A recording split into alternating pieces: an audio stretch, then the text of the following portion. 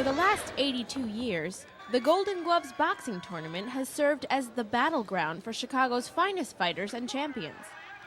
This week, during the qualifying rounds at St. Andrew's Gym in Lakeview, first-time fighter Dave Jackson joined their ranks. Actually, I just started training about 3 months ago, and I just really got compelled to enter the Golden Gloves. It's kind of been a dream of mine to compete. The Golden Gloves tournament is the country's longest-running amateur boxing competition, drawing Midwestern fighters as young as 16.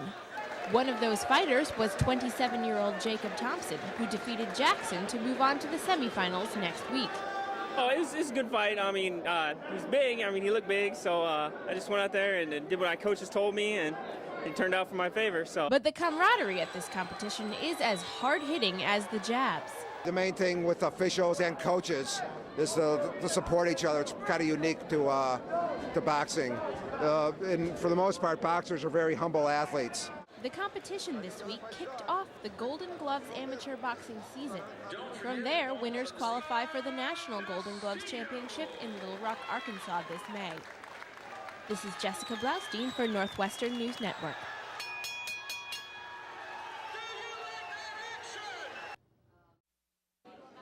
Christine Clark's profession is rare. She's a food concierge, and she works right here in Chicago. Instead of recommending the sights and sounds of the city, she tells you about the tastes and smells.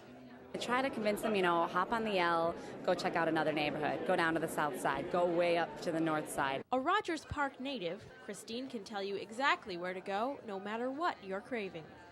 You can get food from all over the world in the middle of the Midwest, and I don't think a lot of people know that. Christine is part of a new exhibit put on by the city's tourism office. It's a blend of culinary, visual, literary, and performing arts, all by Chicagoans.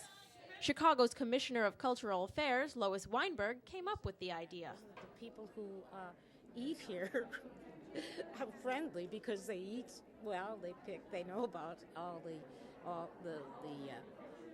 what can I say, the artistic quality of food.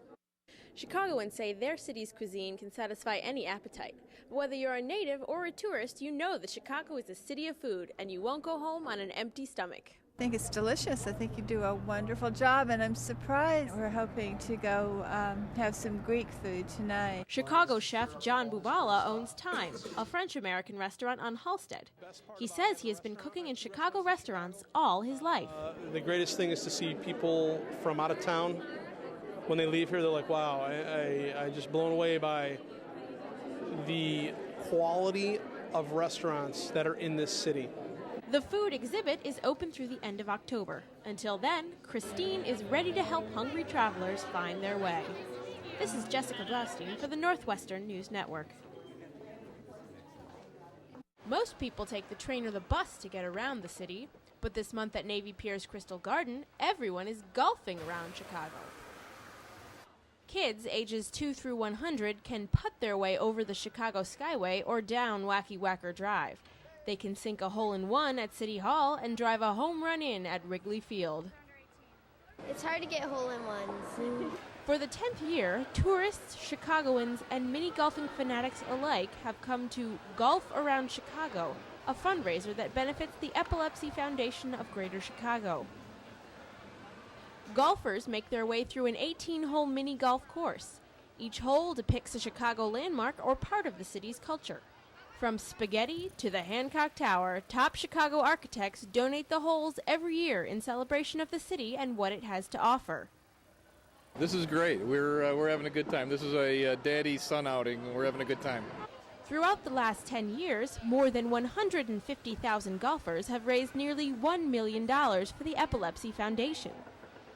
The course is open to golfers through April 13th. Jessica Blaustein for Northwestern News Network.